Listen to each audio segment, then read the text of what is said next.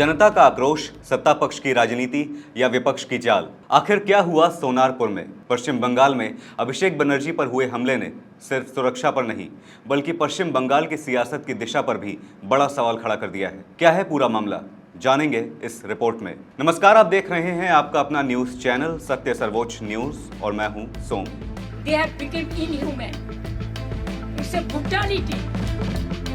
Murder of democracy, you forget.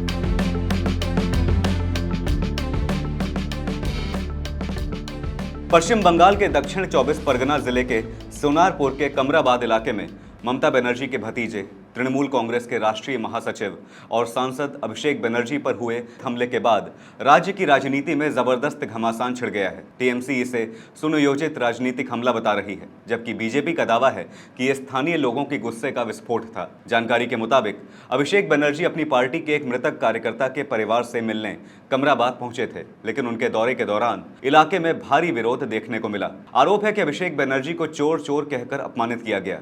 उनके काफिले पर अंडे, जूते और पत्थर फेंके गए। मौके पर धक्का मुक्की हुई, उनकी शर्ट फट गई और सुरक्षा कारणों से उन्हें हेलमेट पहनाकर वहां से निकाला गया। घटना के वीडियो भी सामने आए हैं, जिनमें अफरा तफरी और नारेबाजी देखी जा सकती है। हालांकि इस घटना की सबसे अहम परत स्थानीय लोगों की नाराजगी रही। प्रदर्शन कर रहे लोगों का कहना था कि पिछले करीब 15 वर्षों में इलाके में अपेक्षित विकास नहीं हुआ। लोगों ने खराब सड़कों, पेयजल संकट और बुनियादी सुविधाओं की कमी को लेकर गुस्सा जाहिर किया। विरोध के दौरान एक स्थानीय नागरिक जो ट्रेनों में गाना गाकर अपना परिवार चलाने का दावा कर रहा था, उसने भी अपनी परेशानी सामने रखी। उसका कहना था कि उसके माता पिता बुजुर्ग हैं, बेटा दिव्यांग है, लेकिन वर्षों में किसी नेता ने उसकी सुध नहीं ली। कुछ प्रदर्शनकारियों ने यह आरोप भी लगाया कि जहां आम लोग मूलभूत सुविधाओं के लिए संघर्ष कर रहे हैं, वहीं अभिषेक बनर्जी की संपत्ति लगातार बढ़ती गई है। स्थानीय लोगों का कहना था कि नई सरकार बनने के बाद उन्हें बदलाव और बेहतर सुविधाओं की उम्मीद बंधी है। टीएमसी के विरुद्ध यही नाराजगी अभिषेक बनर्जी के दौरे के दौरान खुलकर सामने आई और देखते ही देखते माहौल तनावपूर्ण हो गया।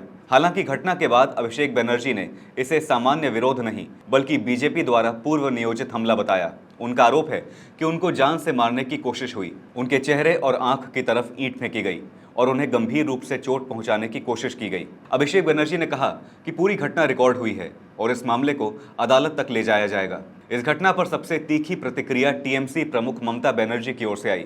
ममता बनर्जी ने सोशल मीडिया एक्स पर पोस्ट करते हुए कहा, शासक हत्यारे बन गए हैं। उन्होंने आरोप लगाया कि राजनीतिक विरोधियों को डराने और हिंसा के जरिए दबाने की कोशिश की जा रही है। ममता बनर्जी ने सवाल उठाया कि एक सांसद की सुरक्षा में इतनी बड़ी चूक कैसे हो सकती है। साथ ही टीएमसी नेताओं ने इसे बदले और राजनीतिक दबाव बनाने की साजिश करार दिया। वहीं कांग्रेस अध्यक्ष मल्लिकार्जुन खड़गे ने भी घटना की निंदा की। उन्होंने कहा कि राजनीतिक मतभेदों का जवाब हिंसा नहीं हो सकता और लोकतंत्र में असहमति का सम्मान होना चाहिए। उन्होंने मामले की निष्पक्ष जांच की मांग की। समाजवादी पार्टी प्रमुख अखिलेश यादव ने भी अभिषेक बनर्जी के समर्थन में बयान दिया और बीजेपी पर हमला बोला। उन्होंने एक्स पर पोस्ट करके कहा कि पश्चिम बंगाल की अराजक भाजपा सरकार नफरत की राजनीति के सिवा कुछ नहीं कर सकती। इतने संवेदनशील वातावरण में पुलिस का गायब होना किसी बड़ी साजिश की ओर इशारा करता है। विपक्षी दलों ने इस घटना को लोकतांत्रिक मूल्यों पर हमला बताया है। बहरहाल बीजेपी ने पूरे मामले में अपनी भूमिका से साफ इंकार किया है। केंद्रीय मंत्री और पश्चिम बंगाल बीजेपी के वरिष्ठ नेता सुकांत मजुमदार ने इस मुद्दे पर तीखी प्रतिक्रिया दी। उन्होंने कहा कि विधानसभा चुनाव से पहले अभिषेक बनर्जी ने भाजपा कार्यकर्ताओं को खुलेआम धमकियां दी थीं और केंद्रीय गृह मंत्री अमित शाह का नाम लेकर भी चुनौती दी थी।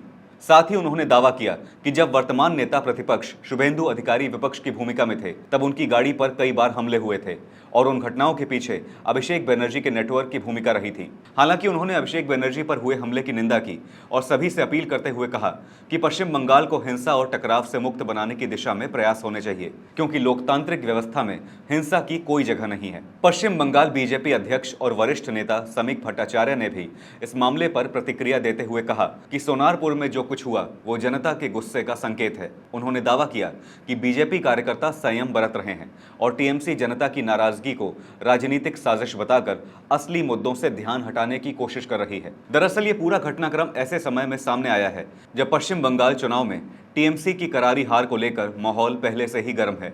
अभिषेक बनर्जी उन परिवारों से मिलने पहुंचे थे जिन्हें टीएमसी चुनाव बाद हिंसा का पीड़ित बता रही है, लेकिन उसी दौरे के दौरान स्थानीय असंतोष और राजनीतिक विरोध भी खुलकर सामने आ गया। राजनीतिक तौर पर यह घटना टीएमसी और बीजेपी दोनों के लिए बड़ा मुद्दा बनने जा रही है। एक पक्ष इसे लोकतंत्र और विपक्षी नेताओं की सुरक्षा पर हमला बता रहा है, तो दूसरा पक्ष इसे जनता के असंतोष की अभिव्यक्ति कह रहा है। वहीं सियासी जानकारों के अनुसार इसमें बीजेपी को बदनाम करने की साजिश का भी एंगल हो सकता है। फिलहाल राजनीतिक आरोप प्रत्यारोप से अलग सबसे बड़ा सवाल यही है कि क्या लोकतंत्र में विरोध का मतलब हिंसा हो सकता है? जनता को शिकायत हो या गुस्सा हो, उसका सबसे मजबूत और संवैधानिक रास्ता सवाल, विरोध प्रदर्शन और चुनाव होते हैं। पश्चिम बंगाल लंबे समय से राजनीतिक टकराव और हिंसा के आरोपों के बीच चर्चा में रहा है और ऐसी घटनाएं लोकतांत्रिक माहौल को और कमजोर करती हैं। फिलहाल सोनारपुर की ये घटना बंगाल की राजनीति में नया तूफान लेकर आई है। अब नजर जांच एजेंसियों की कार्रवाई पर होगी और साथ ही